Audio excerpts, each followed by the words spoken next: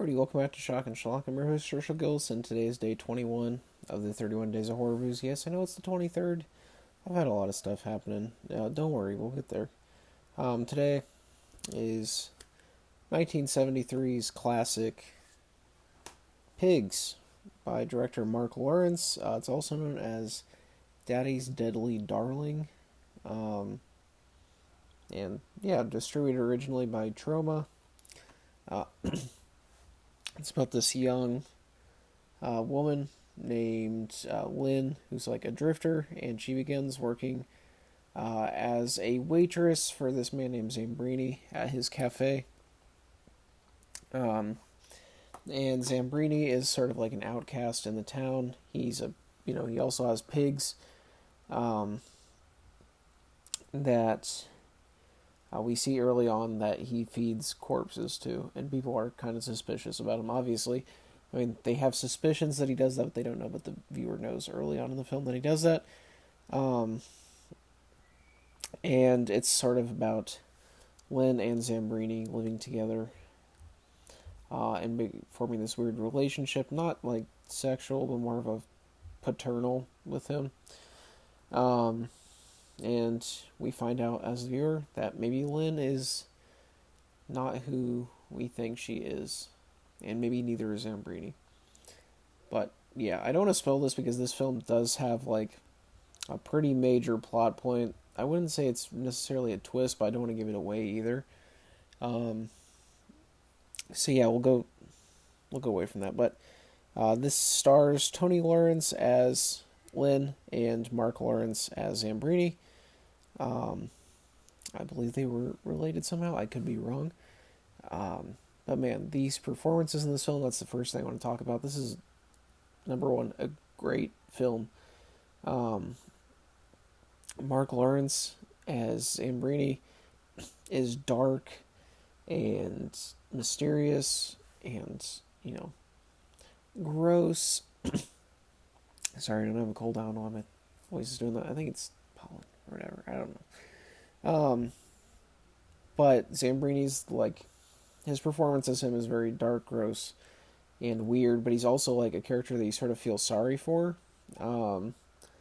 Like, he takes in Lynn, and he treats her like his daughter, and you sort of see that there may have been, like, a place missing for him in this relationship, like, that he hadn't gotten otherwise, which is really interesting. And people are afraid of him, but, he never really kills anybody, really. But someone does. I won't say who. But yeah, it's a very good performance. It reminded me of something like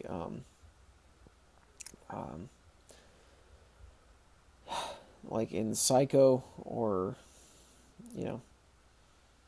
as Norman Bates. I don't know. I couldn't think of Norman Bates for a second, but yeah, something very along those lines.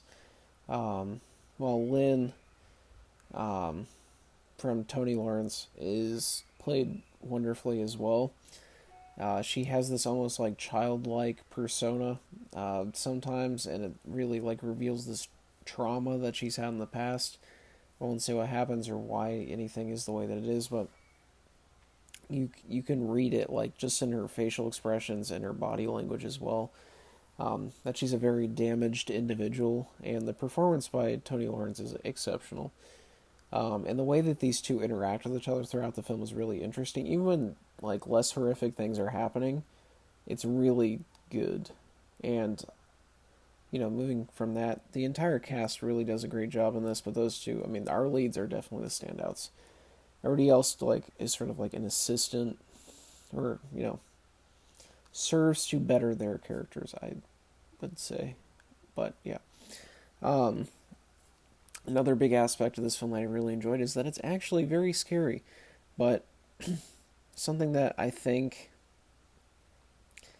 is going to be different from person to person is whether you find this film scary or not, because it has things that play on fears that, some people might have and some people don't. This is very much a psychological horror film, but it's also very, like, artistic.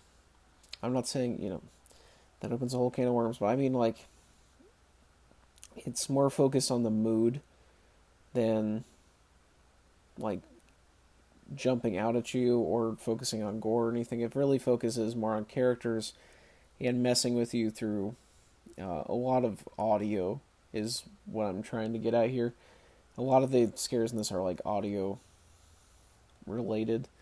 Um, Primarily screaming of people being replaced with like high pitched pig squeals that are louder than anything else in the movie.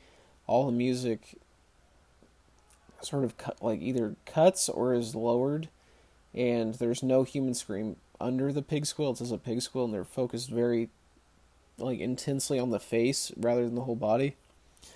Um, and I thought those were really effective at being really just like almost like lizard brain primitively frightening, and like plays on like those deep like um, you know, uncanny valley type of fears. And there's a lot of liminal space in this as well, so it's a very odd movie. This is a film that like each frame feels like there's something off, um, and that might vary from person to person. Some people might find those parts more boring than others.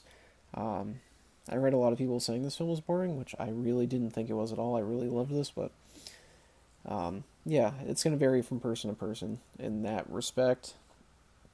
Another thing that is going to be a problem, I'm assuming for a lot of people that I'll give my counterpoint to it as well, is the music doesn't really fit the tone of what's happening in the film. Like there's a lot of upbeat, like twangy, almost, and or even like circus like music at some points in this. Um, Seemingly at inappropriate parts, but what I would argue is that soundtrack actually betters the film, because while it doesn't fit the tone, it adds to like the disorienting feeling that the film goes for. So it's like the film has the soundtrack intentionally odd, to sort of offset like you from getting too comfortable or sort of understanding what's happening. I really really appreciated that as well. Um, yeah, just excellent film. For sure, a new personal favorite of mine. Um, this is obviously the Vinegar Syndrome Blu-ray. That's how I watched it. And I highly recommend picking this up. This is definitely like an overlooked classic. I know I've heard, people in film circles and stuff talk about this a little bit, but not as much in recent times, and it's never really mentioned that much when like the best films of the 70s are brought up, but I think it really should be. This is a really good piece of psychological horror, and I think if you're into that, you'll enjoy this. And yeah, just this is probably one of my favorite, at least one of my favorite films that I've covered this month, if not my favorite. So yeah, give it a go. But yeah, that's it for day 20.